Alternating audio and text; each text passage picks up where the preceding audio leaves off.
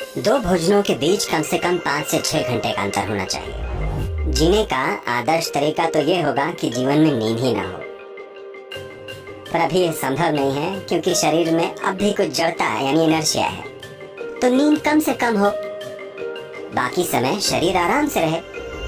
गुनगुने पानी में थोड़ा सा शहद मिलाकर पिएं। ऐसा रोज करें और आप पाएंगे धीरे धीरे खून में आरबीसी बढ़ जाएंगे।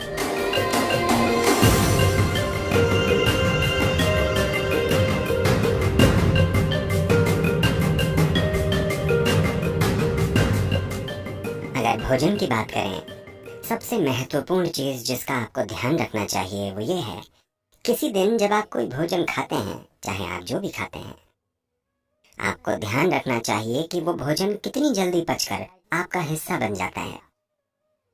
कोई भी भोजन अगर 3 घंटे से ज्यादा पेट में रहता है, यानी आपने खराब खाना खाया है, वो भोजन या तो आप छोड़ दें या कम से कम खाएं। अगर भोजन 3 घंटे में पेट से आंतों तक पहुंच जाता है, यानी आप कुछ ऐसा खा रहे हैं जिसे आपका सिस्टम अच्छे से पचा पाता है। शायद वो सबसे अच्छा भोजन ना हो, पर सिस्टम उसे पचा पा रहा है।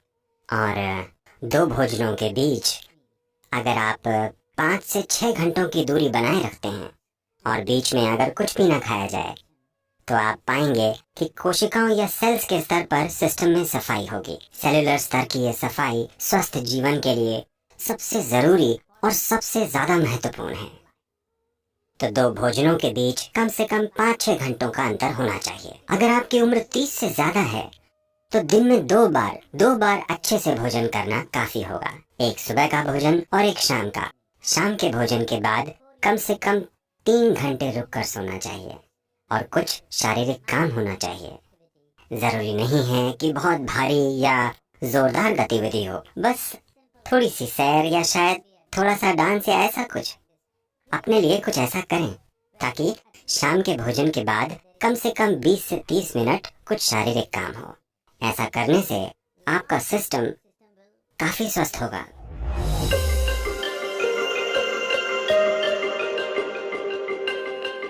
एनीमिया होना यानी खून ने अपना लोहा खो दिया है, यानी आपने अपनी ताकत खो दी है। ठीक है, शरीर की ताकत चली गई, आप थका हुआ महसूस करेंगे, बेवजह थकावट होगी, क्योंकि जब लोहा कम हो जाता है तब खून का ऑक्सीजन शरीर में अच्छे से नहीं पहुंचता, यानी आपका शरीर, आपका हृदय, आपका दिमाग सब कुछ ज्यादा काम नहीं कर पाएंगे क्योंकि आपके पास ऑक्सीजन कम है।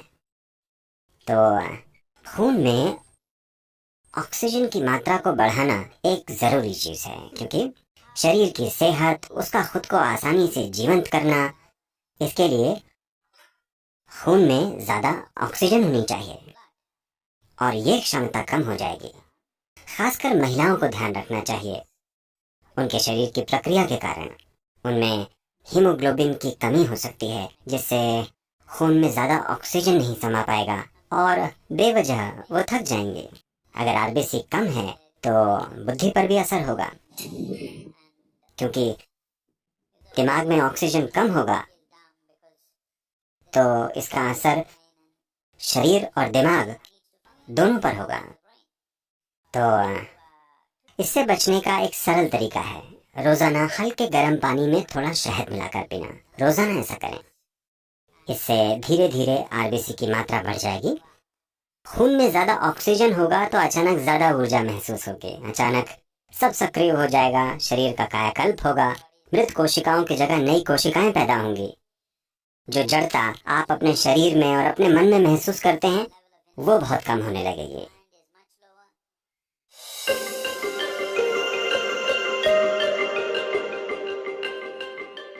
तो शहद हमारे सिस्टम पर अलग अलग असर डालता है। कच्चे शहद का एक तरह का असर होता है, ठंडे पानी में पीने से उसका असर अलग होता है, हल्के गर्म पानी में पीने से अलग ही असर होता है।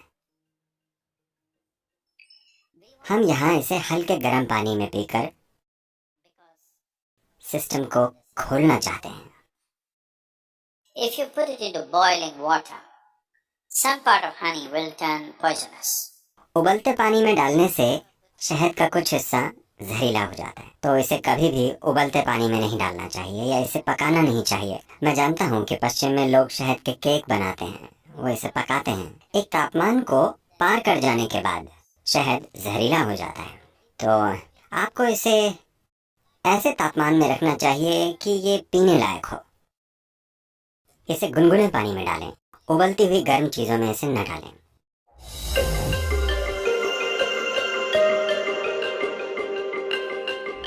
देखिए, नींद अपने आप में जीवन की जरूरत नहीं है।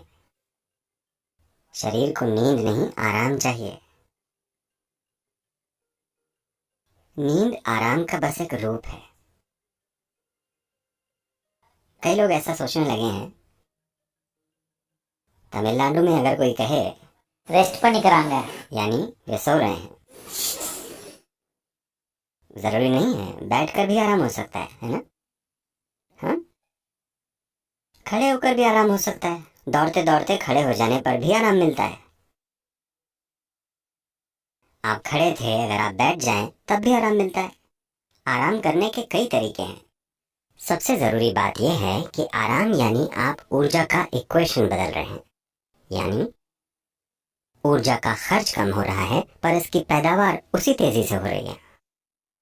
तो कुछ समय बाद ताजगी महसूस होती है क्योंकि ऊर्जा कम खर्च हो रही है। मूल रूप से आप ऊर्जा को मैनेज कर रहे हैं। काम करते समय ऊर्जा ज्यादा खर्च होती है, पैदावार जितनी भी हो, पर वो काफी नहीं होती। कुछ समय में आप थक जाएंगे क्योंकि भारी खपत हुई है। खर्चा कम करके पैदावार बढ़ाई जाए तो कुछ समय में ज्यादा ऊर्जा महसूस होती है। सबसे बेहतरीन तरीका तो ये होगा कि जीवन में नींद ही ना हो, पर अभी ये संभव नहीं है क्योंकि शरीर में कुछ जड़ता है। तो कम से कम नींद ठीक है, बाकी समय शरीर को आराम है।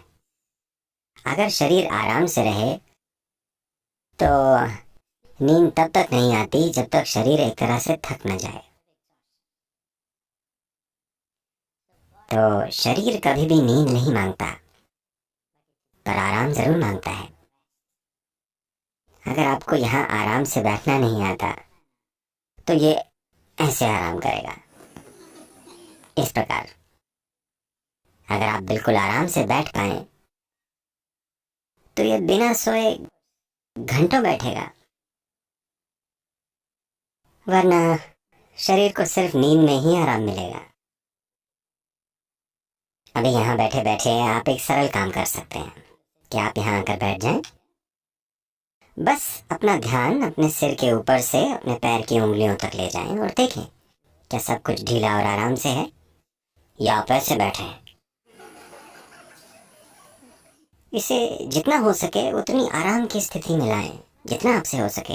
आप हर चीज को लेकर सचेतन नहीं हैं, पर होशपूर्वक आप जितना सहज बना सकते हैं।